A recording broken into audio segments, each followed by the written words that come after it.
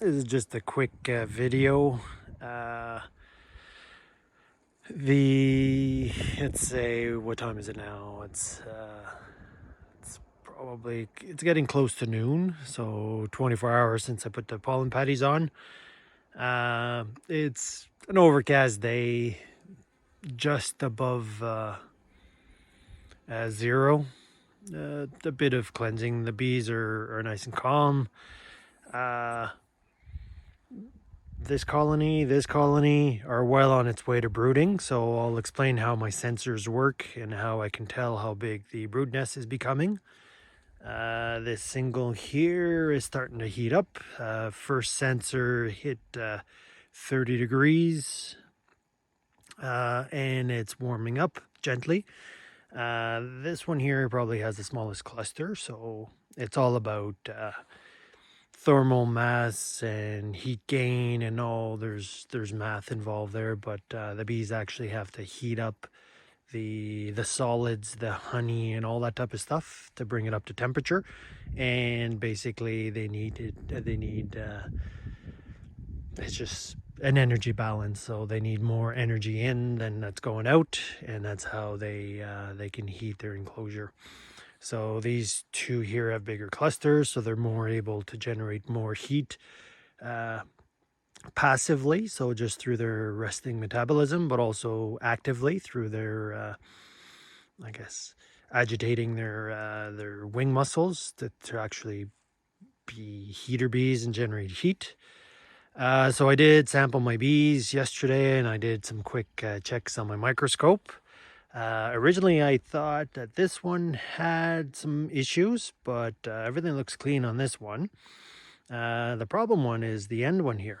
So I pulled 4 or 5 random bees, actually 4 random bees off the cluster, live bees, and 3 of them had nosema and amoeba, and one of them had extremely severe amoeba. Which probably confirms or reinforces the fact that it's the only colony that isn't brooding up. And the temperatures are just staying stable at 24, so we'll wait and see. But if these colonies don't brood up as early as possible, so even first pollen, then they're basically the attrition, so the winter bees dying out, aren't being replaced, and so it's a cluster dwindle, and then it shrinks to nothing. So I'm going to clean out all the dead bees around this one so that I can continue sampling bees. And then the other thing is, this one here had a lot of wet bees in the bottom here. So one of the things about amoeba is it affects the Malpighian tubules, which is like their kidneys, which helps with hydroregulation, so them managing their water balance individually and as a cluster. So it could be a symptom of that. Because the other ones, the dead bees in the bottom, were pretty dry and not very wet. So I guess we'll have to wait and see. But if I was a gambling person, I would say that this one here won't make it past mid-May. Especially if it doesn't start rearing a brood. This one here I think is going to be a kick-ass. And so these two here are well on their way, so it's basically they'll be swarming by May, mid-May, late May. So I should be able to split them to replace this one if it doesn't make it. I do have 2 nooks coming also, so my goal is to bring my numbers back up to probably 8 to 10, because that's my sweet spot. 4 is okay, but it doesn't leave you enough resources to do stuff. So, and I like to tinker and make nooks and resource colonies and all that type of stuff, so it's nice having a few more numbers. So yep, These three are doing well and they're showing signs of brood rearing. And I'll go on my computer and I'll show you how the sensors are set up and how I can tell how big the brood's nest is becoming, just using, I think it's 5 sensors. So, and this one here has Amoeba. Okay, I'm just going to explain how my sensors work. This is actually the colony that has the infection, but this is, for example, H1, the hive number, F is front, M is middle, and B is back, so south, north, east, west. The center here is a temperature humidity sensor. And so from the chart and from my comments before, the difference, typically the nest will start in the middle, the brood nest, and then expand outwards. So which will have an impact on that. So depending on how warm these outside sensors are, it gives you a good indication of the size of the brood nest. On this chart here, so you can see, let's see, the challenge is the current broodminder. My broodminder doesn't allow you to use the names. It uses the custom, not the custom, but the built-in indicators location. So I'm hoping the version 5 that comes out will allow me to put the title versus the position, so I can actually know what's what. So I can hover over and it tells me what it is. So you can see H1BB, so that's bottom board. F2 is front center. M1 is basically to the right, center, in the center of the colony. M3 is left, center. SL is above the slatted rack. So you can see the yellow line here is above the slatted rack, and this is the temperature on the bottom board. So you can see there's usually a 5-degree differential above and below to 8-degree, depending on the size of the cluster. This is a small cluster, but you can see how there's a difference, and then there's a difference with the outside temperature. This is a temperature about 40 kilometers away, which is usually not representative of here.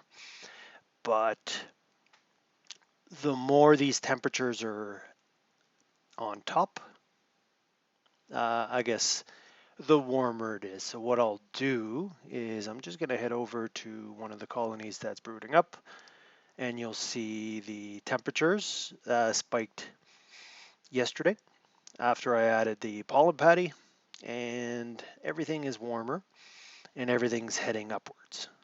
So it tells me that, let's see, this pink line here, H2, I'm looking for M2, M1, so custom 5, you can see it's the warmest temperature now, and it's just below the brooding temperature. So remember, the bees won't really, they'll brood from the center of the frame outwards. So this tells me that there's a good chance the queen has already started laying and they're starting to heat up the rest of the nest. So especially some of these bigger honey frames, it's got a thermal holding capacity. It's like a thermal battery.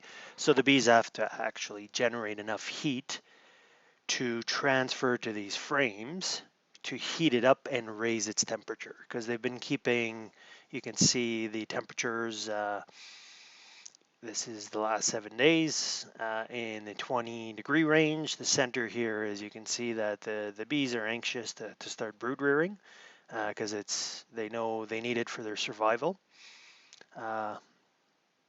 And that's that. And I guess this wavy line here, like I said, is, this one doesn't have a slatted rack, so this is the bottom board temperature. So you can see this wavy line here is,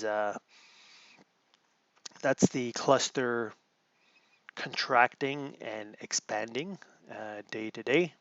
And you can see as temperatures outside were warming up, So is the bottom board, so they're more prone. And yesterday we had a really good cleansing period, so you can see that the bottom board temperature reached probably 12 degrees Celsius, which is great. And it tells me that the bees are out pooping and clearing their system, which is critical for this time of year.